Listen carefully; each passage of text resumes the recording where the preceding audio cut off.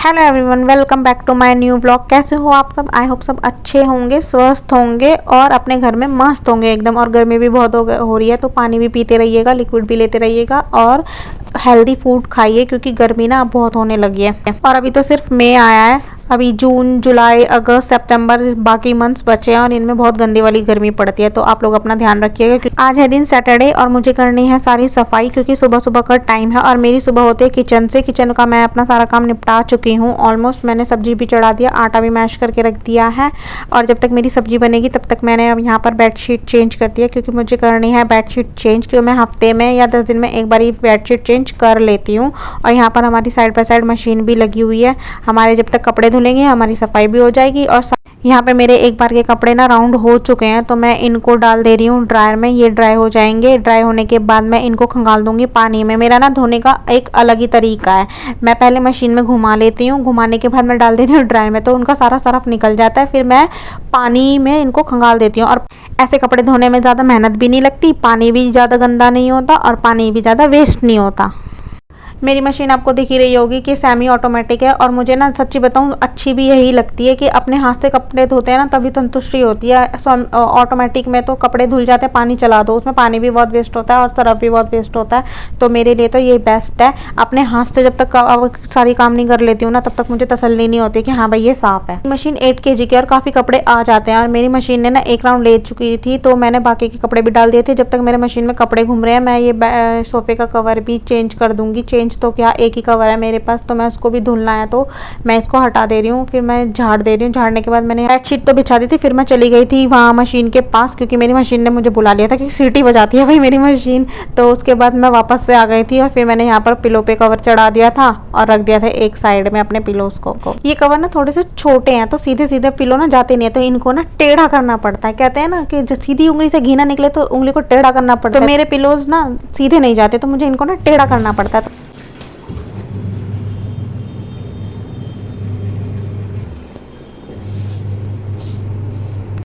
यहाँ पर मैंने सेकंड राउंड भी चला दिया था अपनी मशीन में। और मेरे पतिदेव जा रहे हैं ऑफिस, उनको मैंने लंच भी पैक करके दे दिया था। मैंने बीच में रोटियां भी बनाई थी, वो मैंने शूट नहीं किया है। उसके बाद मैंने लगा दी थी झाड़ू।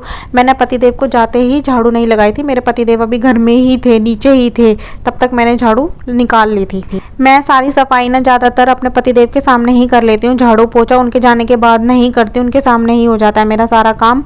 पर आज मैं थोड़ा मशीन वगैरह लगा रही थी ना तो लेट हो गई थी सफाई, मेरे पतिदेव चले गए। बहुत रेयरली ऐसा होता है जब मेरे पतिदेव चले जाते हैं तो मैं झाड़ू पोछा करती हूँ, या तो मेरी तबीयत ही ख़राब होती है या फिर मैं कुछ और ही काम कर रही होती हूँ। इसीलिए यहाँ पे मेरे पतिदेव अभी नीचे ही हैं। मेरी झाड़ू लग चुकी थी और मैंने पतिदेव को कर दिया था ऊपर से बाय। फिर मेरे थोड़े से बर्तन पड़े थे तो मेरा किचन का काम तो हो चुका था, बर्तन पड़े थे तो मैंने ये भी कर दिया साथ के साथ साफ़ क्योंकि अभी मशीन तो अभी कपड़े धो ही रही है। तो जब तक मैं अपना बाकी का काम कर लेती हूँ। मैंने पोछा भी लगा लिया था और मैंने अपने बर्तन भी साफ़ कर लिए थे। उसके बाद मैं आ गई थी अपने रूम में डस्टिंग करने के लिए। इतनी हिम्मत ना सिर्फ एक हाउसवाइफ के अंदर ही होती है, एक औरत के अंदर ही होती है कि एक साथ 10 काम कर लेगी वो। मेरी तो यहाँ पे डस्टिंग भी चल रही है और मेरी मशीन भी लगी हुई है। एक राउंड के कपड़े धुल चुके हैं मेरे, सेकेंड राउंड में मशीन घूम रही है, तब तक मैं अपनी डस्टिंग कर लेती हूँ। घर में इतना काम होता है ना तो बहुत ज़्यादा थक जाते हैं। और मशीन लगाती हूँ ना मैं तो बहुत ज़्यादा थक जाती हूँ। मेरे को थायराइड हुआ है ना जब से, तब से मैं बहुत ही ज़्यादा अपने आप को ऐसे फील करती हूँ कि मैं इतनी लेज़ी हो गई हूँ कि मैं थोड़ा सा काम करती हूँ और थक जाती हूँ। पर मैं लेज़ी भी नहीं हूँ। अगर आपने मेरे ब्लॉग्स देखे हैं पहले वाले तो आप देख सकते हैं कि मैं बिल्कुल भी लेज़ी नहीं हूँ। पर घर के काम काफ़ी होते हैं और थक भी जाते हैं। ऐसा नहीं है कि मैं ही थक जाती हूँ, हम सब थक जाते हैं। पर हम कोई भी शिकायत करे बिना ना सारा काम करते हैं और हर चीज़ का ध्यान भी रखते हैं। हम शिकायत भी किससे करें, हमें काम तो अपना खुद ही करना है, किसी और से क्या उम्मीद करनी है। लोग बस कह ही देते हैं तुम घर में ही तो रहती हो, घर में करती ही क्या हो। पर घर में ना बहुत काम होते हैं। घर को मेंटेन रखना, किचन को मेंटेन रखना, हर चीज़ का ध्यान रखना, अपने सास ससुर का ध्यान रखना। अपने ससुराल में ना बहुत जिम्मेदारियाँ निभानी पड़ती हैं और उन जिम्मेदारियों से ना हम मुँह नहीं मोड़ सकते हैं। इसलिए ना मुझे पढ़ाई का करने का भी टाइम बहुत कम मिलता है, पर जितना मिलता है ना मैं उसको यूटिलाइज़ कर लेती हूँ। लेकिन मेरी ना तबीयत भी बहुत ख़राब रहने लगी है तो मेरे को ना बहुत प्रॉब्लम होती है। पर मेरे को ना हिम्मत करनी पड़ती है कि हाँ बेटा तुझे ये करना है तो तुझे करना पड़ेगा। अब हिम्मत तो दिखानी ही पड़ेगी और हम जब तक हिम्मत नहीं करेंगे जब तक हम कुछ कर भी नहीं सकते हैं। तो हमें ना हर चीज़ को भूल के, अपने दर्द को भूल के भी ना अपना काम करना ही पड़ेगा। वैसे भी हम औरतें किसी से कोई शिकायत नहीं करते, हम इवन अपने पतिदेव से भी शिकायत नहीं करते। अगर हम अपने पतिदेव से भी शिकायत करते हैं ना तो उनको लगता है कि हम लोग रोज़ का ही ये है कि तुम शिकायत छोटी छोटी बातों पे शिकायतें करने लग जाती हो। तो हमें ना अपना मन के अंदर ही रखना पड़ता है सब कुछ, और अपने आप से बोल सकते हैं जो बोल सकते हैं, वरना किसी से कुछ नहीं कह सकते। ज़रा सा कुछ बोल दो ना, और ससुराल में तो वैसे भी यही होता है, अगर ज़रा सा कुछ बोल दो ना तो उसी बात का ना इशू बन जाता है कि बहू ने ऐसा क्यों कहा, क्योंकि हम बहू हैं। कुछ लोगों को ये बात बुरी भी लग सकती है, बट ये रियलिटी है कि बहू को ना बोलने का भी हक नहीं होता है। बहू को ये बोला जाता है कि तुम्हें हमारे तरीके से, बोलते नहीं है कुछ लोग मुंह से, पर उनके माइंड में भी यही चल रहा होता है कि ये हमारे तरीके से चले, क्योंकि ये हमारे घर में रहती है। क्योंकि ससुराल वाले सोचते हैं ये तो दूसरे घर से आई है। मैं सभी के लिए ये बात नहीं बोलूँगी, पर 90% तो ऐसे ही होते। और वो जो 10% है ना, शायद मैंने 10% भी ज़्यादा ही बोल दिया, वो भी किसी किस्मत वाली लड़की को ही मिलता है। पर आप लोग ये मत सोचिएगा कि मैं अपने बारे में बोल रही हूँ ये बात, या अपने ससुराल वालों के बारे में बोल रही हूँ। मैं नहीं, मैं अपने ससुराल वालों के लिए नहीं बोल रही हूँ ये बात, लेकिन मैंने जितना एक्सपीरियंस किया है, जितना अपनी आंखों से देखा है बाकी किसी और लड़कियों के साथ होते हुए, तो मैं बस वही बोल रही हूँ। न्यूज़ में भी काफ़ी कुछ सुनने को मिलता है, तो मैं सिर्फ वही बोल रही हूँ। मेरी मशीन में 4 राउंड लगे थे, 2 राउंड हो चुके थे, तो मैं यहाँ पर आ गई थी अपने कपड़े धोने के लिए, पानी में निकालने के लिए। तो मुझे पानी में भी तो निकालने ही होंगे ना, क्योंकि सर्फ तो रह ही जाता है थोड़ा बहुत। तो मैंने ड्रायर तो कर लिए हैं, अब मैं इनको निकाल दूँगी अच्छे से पानी में। अगर आपकी मशीन भी सेमी ऑटोमेटिक है ना, तो आप भी ये ट्रिक फॉलो कर सकते हैं जो मैं करती हूँ। मैं सेमी ऑटोमेटिक मशीन में पहले कपड़े राउंड मार के ड्रायर कर देती हूँ, अभी जैसे मैंने आपको बताया, फिर उसके बाद मैं पानी में निकाल देती हूँ। तो पानी भी वेस्ट नहीं होता और सर्फ भी निकल जाता है अच्छे से। तो मेरे कपड़े यहाँ पर धुल चुके हैं। अब यहाँ पर हम चले जाते हैं इनको लेके छत पे।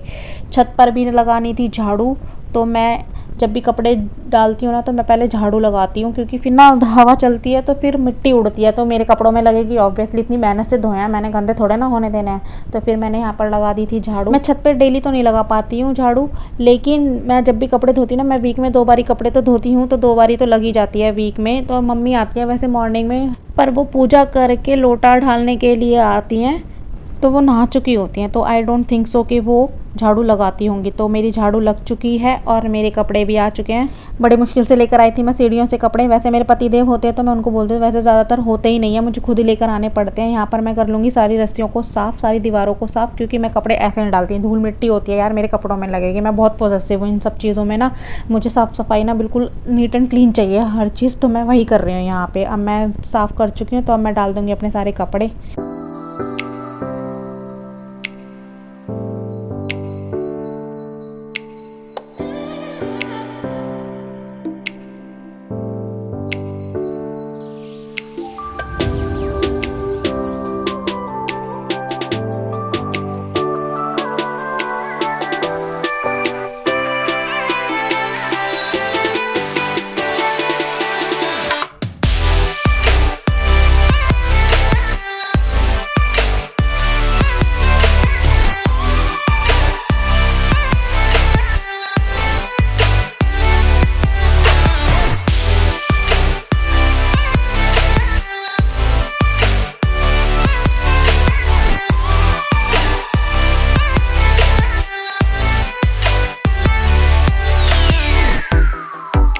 मैंने कपड़े डाल दिए हैं रस्सियों पर, देखो पूरी छत भर चुकी है। इतने कपड़े धुल जाते हैं यार, वीक में 2 बारी ना इतने कपड़े हो ही जाते हैं।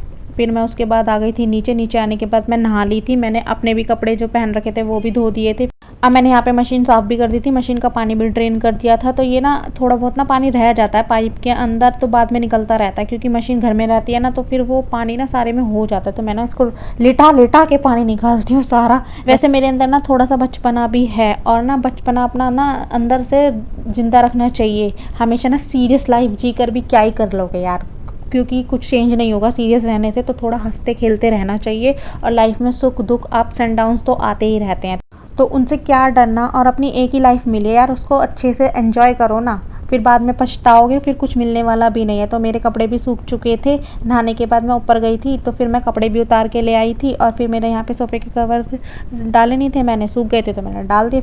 यहाँ पर मैं डाल रही हूँ कुशन कवर। कुशन कवर डालकर मैं अपने सोफ़े के पास रख दूँगी। उसके बाद मैं अपने कपड़ों की तह मार दूँगी, क्योंकि ना बिल्कुल भी फैला हुआ ना बिल्कुल अच्छा नहीं लगता, इसलिए अब धीरे धीरे लगाऊँगी तह, क्योंकि मैं थक चुकी थी। पर मुझे क्या करना है, अपना काम तो करना ही है।